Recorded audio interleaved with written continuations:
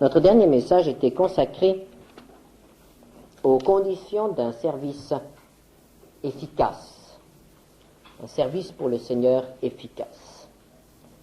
Et ce matin, nous allons prendre un exemple dans la Bible, un exemple qui nous montre comment un service peut devenir inefficace. Un exemple tout à fait pratique d'un homme qui avait tout pour servir et qui a passé à côté de la bénédiction. Prenons 2 Rois 5, versets 19 à 27. Il s'agit là d'un récit bien connu. Élisée, le prophète, a été l'instrument de Dieu pour guérir Naaman, le lépreux. Naaman a été guéri et nous lisons maintenant à partir du verset 19. Lorsque Naaman eut quitté Élisée et qu'il fut à une certaine distance, Géasi, serviteur d'Élisée, homme de Dieu, dit en lui-même: « Voici mon maître a ménagé Naaman, ce Syrien, en n'acceptant pas de sa main ce qu'il avait apporté. L'Éternel est vivant. Je vais courir après lui et j'en obtiendrai quelque chose. » Et Géasi courut après Naaman. Naaman, le voyant courir après lui, descendit de son char pour aller à sa rencontre et dit: « Tout va-t-il bien ?» Il répondit: « Tout va bien. Mon maître m'envoie te dire: voici, il vient d'arriver chez moi 2 jeunes gens de la montagne d'Éphraïm d'entre les fils des prophètes.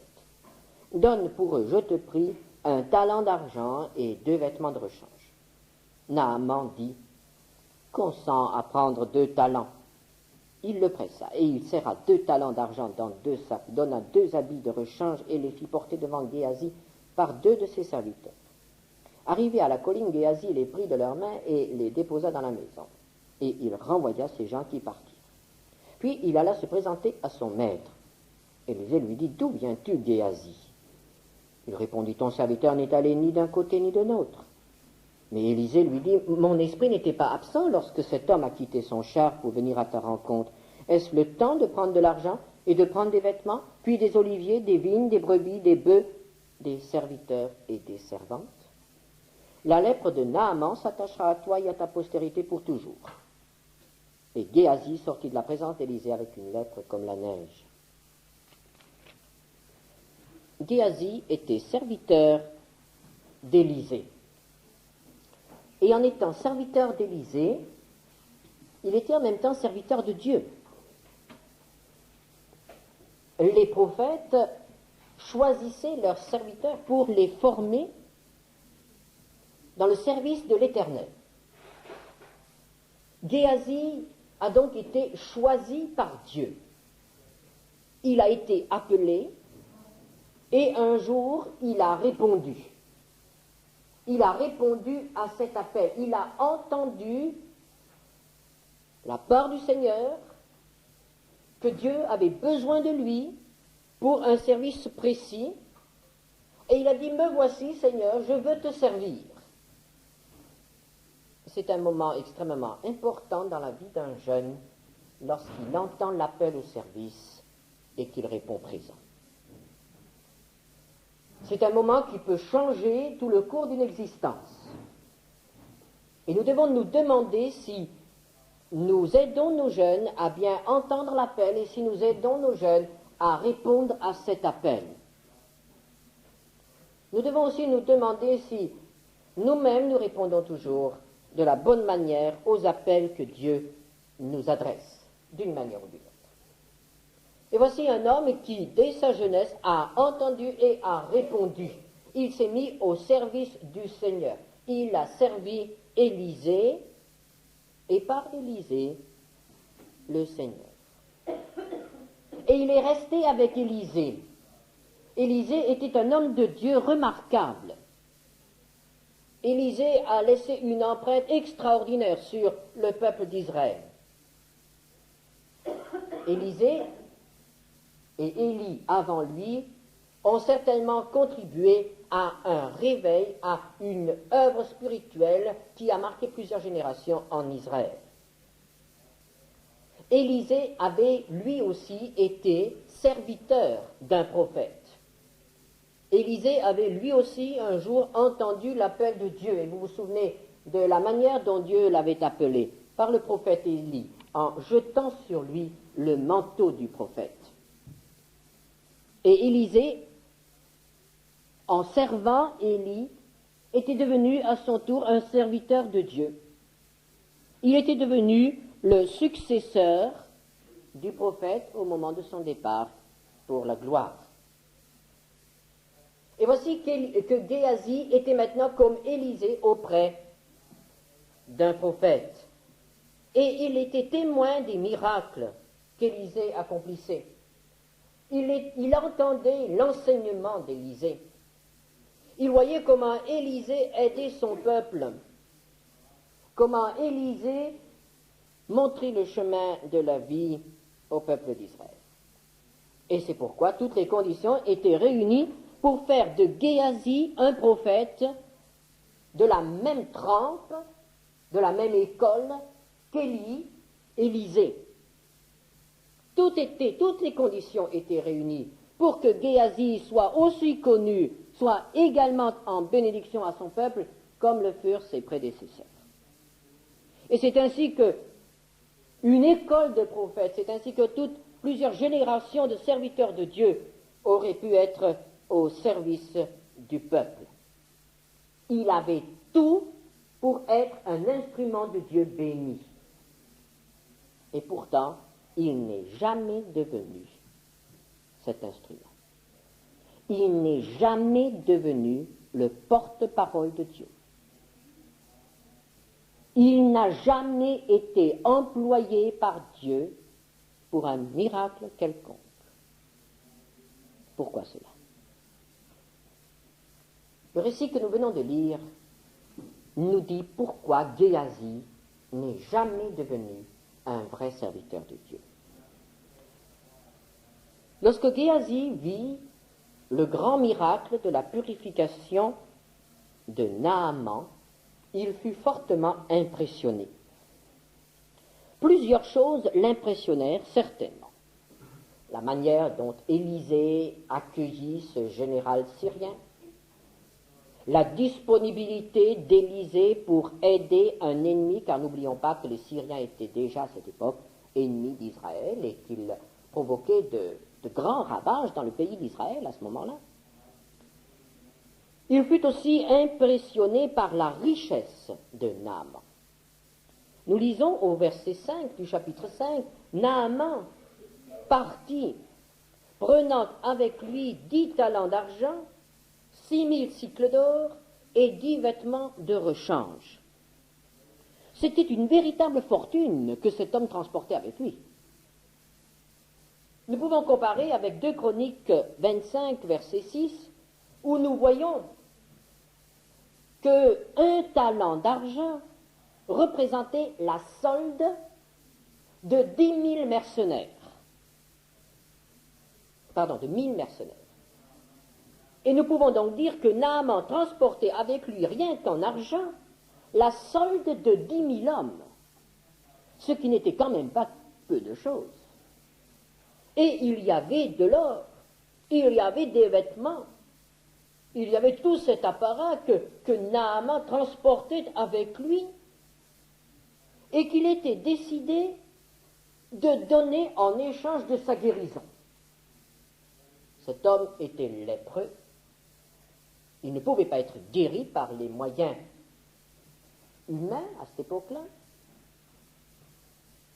Il attendait donc tout d'Élisée. Il était aussi prêt à tout donner, toute cette fortune, en échange de sa santé. Quand Géasi a vu cela, il a été très impressionné. Nous pouvons rester assez insensibles à la richesse et nous pouvons nous estimer heureux tant que nous n'avons pas vu autre chose. Un homme qui vit dans une cabane et qui ne sait pas qu'un palais existe trouve que sa cabane est très belle et s'en contente. C'est en comparant notre état avec les autres que nous commençons à ressentir un sentiment de pauvreté ou de richesse. Et peut-être que cet homme n'avait pas de grands problèmes financiers, mais c'est peut-être que pour la première fois dans sa vie qu'il avait devant lui un tel étalage de richesse. Et cela a provoqué une réaction en lui. Toute cette richesse lui était offerte, ou plutôt était offerte à Élisée. Et Naaman insistait pour qu'Élisée accepte cette richesse. 2 Rois 5, versets 15 à 16. Naaman retourna vers l'homme de Dieu et avec toute sa suite.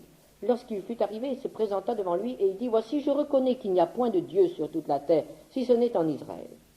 Et maintenant accepte, je te prie, un présent de la part de ton serviteur. » Élisée répondit, « L'Éternel dont je suis le serviteur est vivant. Je n'accepterai pas. » Naaman le pressa d'accepter.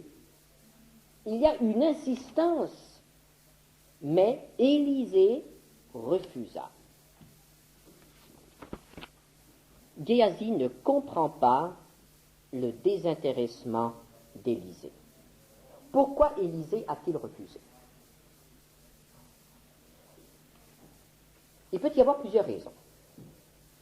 Mais j'ai pensé à cette réflexion de Jésus. Dans Luc 4, 27, il y avait aussi plusieurs lépreux en Israël du temps d'Élisée le prophète. Et cependant, aucun d'eux ne fut purifié, si ce n'est Naaman, le Syrien. En effet, il y avait certainement dans l'entourage d'Élisée d'autres lépreux. Et pourtant, il n'en a guéri aucun. Il a guéri cet étranger. Il a guéri cet ennemi. Que se serait-il passé dans le peuple si on avait appris qu'Élisée avait reçu tant de cadeaux pour guérir cet homme? On lui aurait dit, toi, tu ne marches qu'avec l'argent. Tu guéris les riches, mais les pauvres de ton peuple, tu ne les guéris pas. En refusant une récompense, en refusant un salaire, Élisée a voulu montrer à son peuple qu'il était avant tout serviteur de Dieu et qu'il avait guéri cet homme sur l'ordre de Dieu et qu'il ne faisait pas, lui, acception de personne en se laissant éblouir par l'étalage de richesses. Il prouvait ainsi un désintéressement total qui lui permettait de garder une liberté totale au service de son Dieu. Le serviteur de Dieu, s'il veut rester libre, doit être absolument désintéressé et n'agir que par l'inspiration de Dieu, une fois pour la guérison et l'autre fois pour laisser les lépreux non guéris, ce qui nous semble aussi très difficile. Il voulait aussi montrer à Naaman que comme il ne s'était pas laissé impressionner par son titre, par sa puissance en tant que général ennemi, il ne se laissait pas non plus impressionner par sa générosité. Pour Élisée, Naaman était un homme qui avait besoin de la grâce de Dieu. Et Élisée n'était qu'un canal, un instrument pour mettre les hommes en contact avec la grâce, avec l'abondance de Dieu. Et nous avons vu que c'est la caractéristique du ministère d'Élisée. Élisée ouvre les trésors de Dieu à son peuple et aux autres. Géasi ne voit pas les choses ainsi. Absolument pas. Et nous le voyons, nous le constatons en lisant ce qu'il dit. Verset 20. Mon maître a ménagé Naaman, ce Syrien, en n'acceptant pas de sa main ce qu'il avait apporté.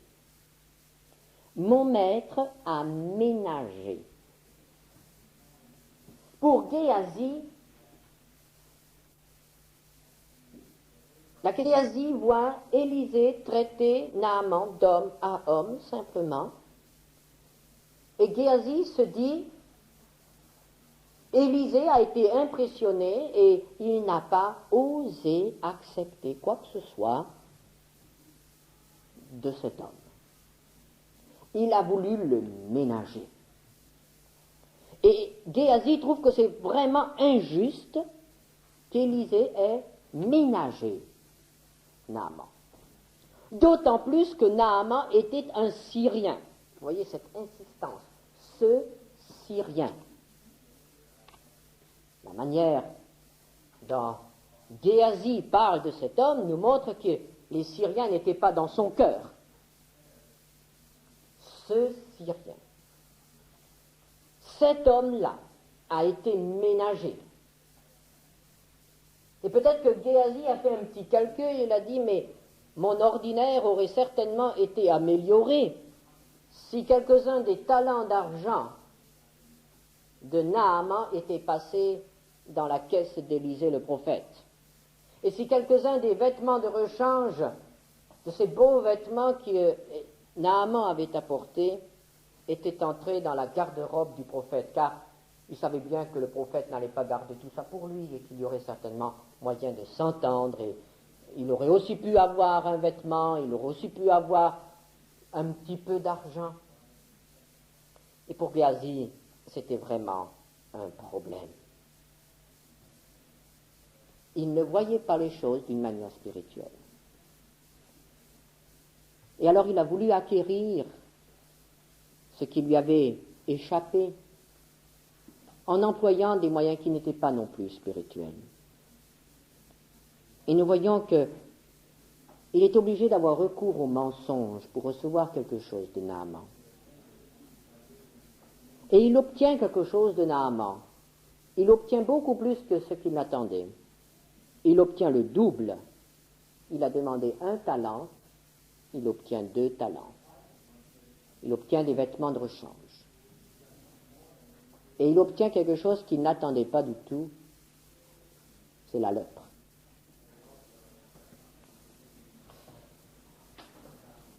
Pourquoi cette sévérité? Pourquoi Géasi a-t-il été ainsi puni pour ce mensonge et cette cupidité?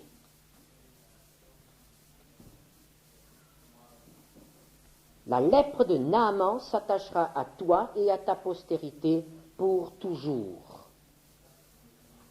Une punition qui va laisser une marque indélébile sur cet homme, et ce qui est terrible, sur ses enfants, sur ses descendants.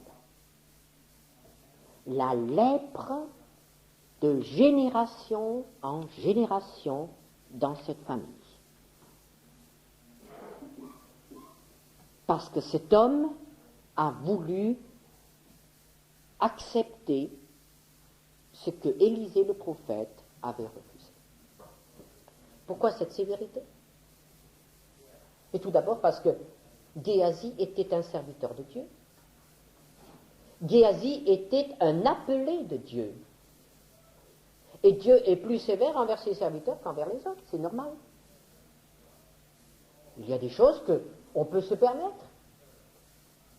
Et à partir du moment où on veut servir le Seigneur, on ne peut plus se les permettre. C'est normal. Il faut le savoir et il faut l'accepter. Il y a un régime plus sévère pour celui qui veut être utile au Seigneur. Géasi a eu un comportement absolument indigne pour un serviteur de Dieu. Il a eu recours au mensonge.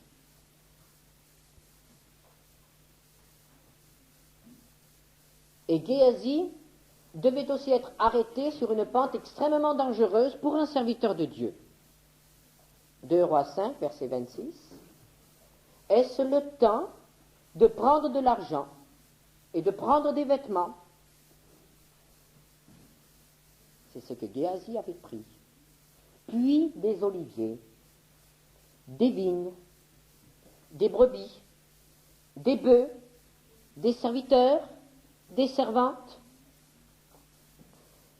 Géasi courait le danger de se laisser prendre dans un engrenage. L'engrenage de la possession.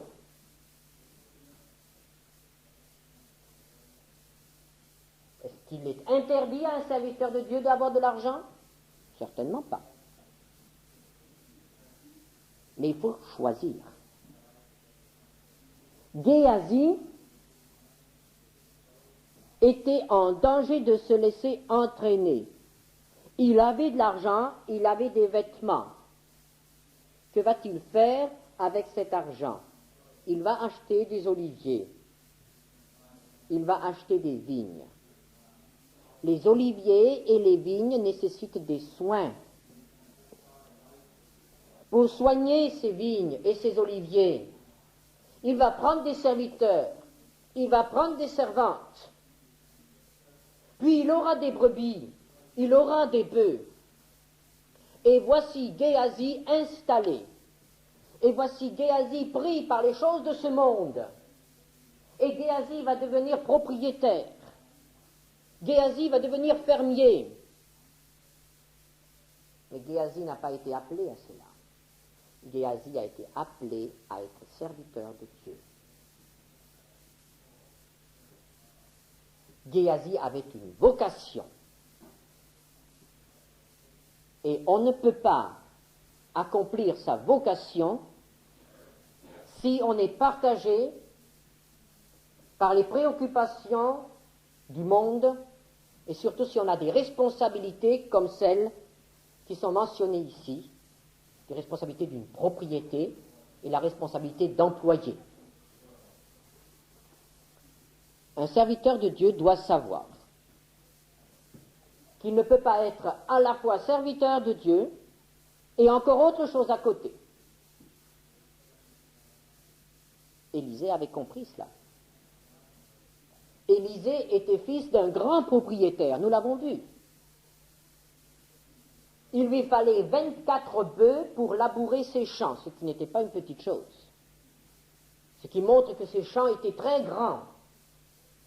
Et lorsque le manteau d'Élie l'a touché, Élisée a pris son char, sa charrue et ses bœufs, et il a offert tout cela en holocauste à l'Éternel.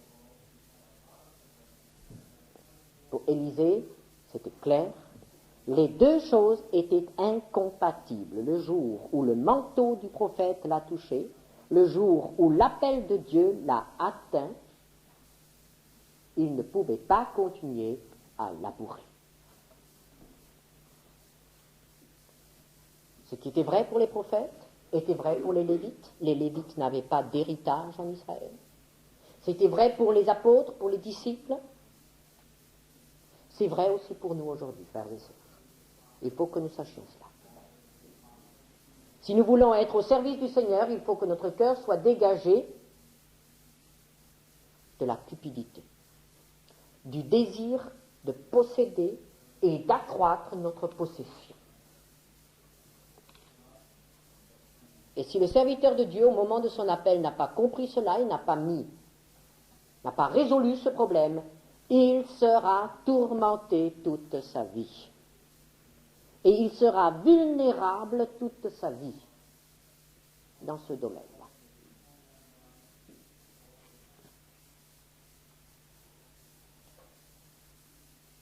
Peut-être que certains d'entre vous disent, bon, ça va, c'est bon pour le pasteur, c'est bon pour le missionnaire. Moi, je ne suis pas serviteur de Dieu, je n'étais pas à l'école biblique, et je n'ai pas eu un appel comme missionnaire, comme évangéliste. Je peux donc accroître, je peux avoir des bœufs et des brebis, je peux avoir des vignes et des oliviers. C'est vrai. Le Seigneur emploie certains de ses enfants, bénit leur travail, pour employer le résultat de leur travail pour l'œuvre de Dieu. Ça, il faut aussi le comprendre. Et si l'Éternel vous donne tout cela, il est tout à fait évident que vous avez à le servir avec cela. nous allons quand même nous demander si cette lèpre de Géasi ne nous concerne pas tous, n'a pas quelque chose à nous dire à tous. Qu'a fait Géasi? Géasi a voulu profiter tout de suite d'une bénédiction de l'Éternel. Géasi a voulu avoir sa part de bénédiction. Géasi a voulu avoir quelque chose pour lui. Et nous retrouvons cela toujours de nouveau dans la parole de Dieu. Par exemple, lorsque Jéricho a été prise, Dieu avait dit « l'or et l'argent sont à moi ». Akan, un des soldats d'Israël, a dit « ça va bien, mais je veux aussi ma part ». Il n'a pas pu attendre le moment où Dieu allait permettre à Israël de prendre sa part. Il a voulu sa part